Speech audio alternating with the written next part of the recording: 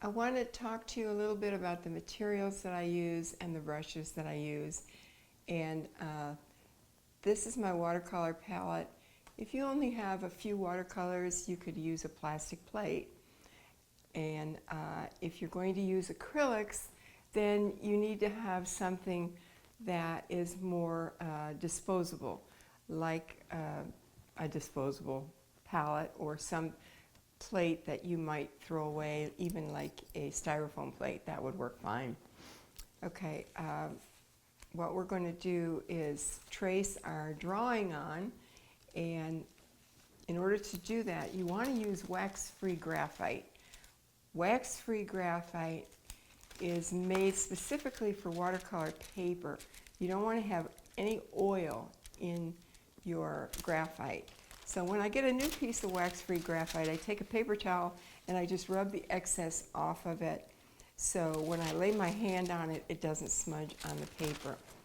I use a Sushiwi wax-free graphite or Surreal. They both work very well. And if you have a nice white clean eraser, that's a good thing to have in case your lines get a little too dark. Then you can just erase them or lighten them up. I also have a rubber cement remover that I use on occasion when I apply masking fluid. Now, I don't use masking fluid to every painting, but on occasion I do, and I use Winsor Newton colorless masking fluid, and this is how I pick up the masking fluid after it's dry. Okay, brushes.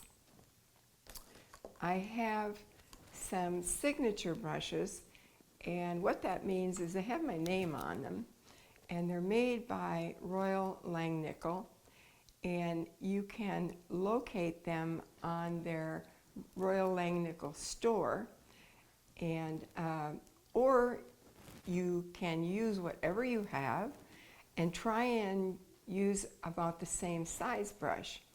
Now, this is my double-ended brush, and I designed it because I could never find the one that I wanted. I was always switching between the two, so the company put them together for me. If you have a big fat 16 round, it'll work just fine. This is a 20 flat bright, and any kind you have will work great. The other important brush that I use is a 1-inch flat, and I have a signature brush with that, or on occasion I use my Winsor Newton 1-inch flat. They're very similar, so I wouldn't get too hung up if you can't find exactly the product I'm recommending. I just recommend things that I really like, and there are a lot of things that are very similar and very close that you can use, except for my two scrubby brushes. Because I designed these two brushes, I've had a very difficult time finding any substitutes for them. The soft scrubber does not damage your paper, but you're easily able to remove watercolor with it. And it's a short, bright, and it's very nice. It works great. And the one that does a little more damage is also a short, bright, white synthetic. And it scrubs like a toothbrush, and it will take your color totally out of your paper and take it back to white paper.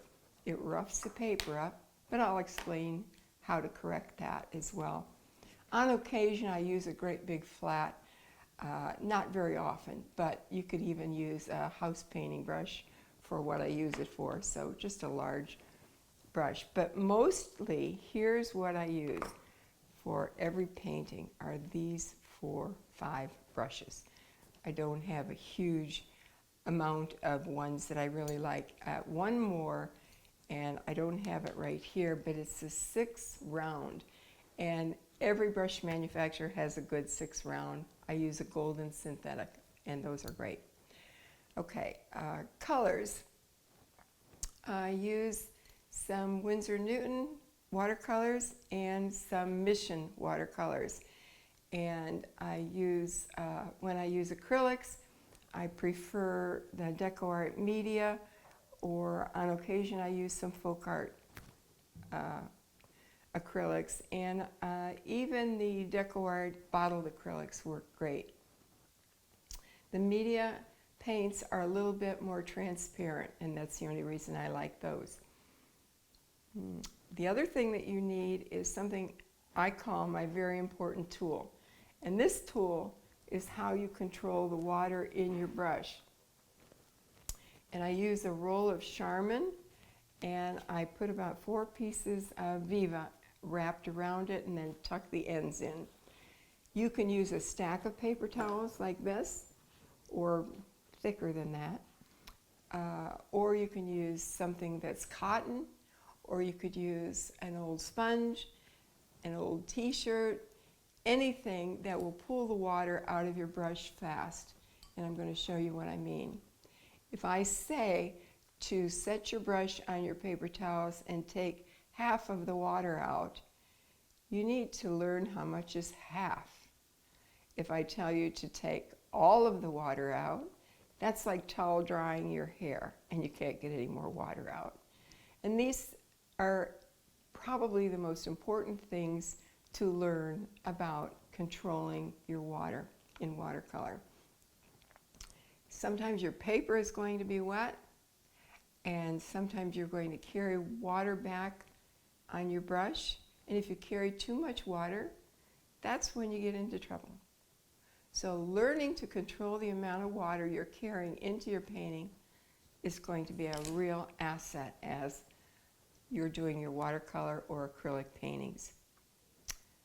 I have 2 water containers that I work with, and I set my material up like this so I can go from dirty water to clean water to controlling the water to my paint. And my arm is always moving in this circular motion. On occasion, I sprinkle a little salt into the background, and I'll explain that more in depth when we get to a painting where we're going to use it. But pretty much, those are my materials.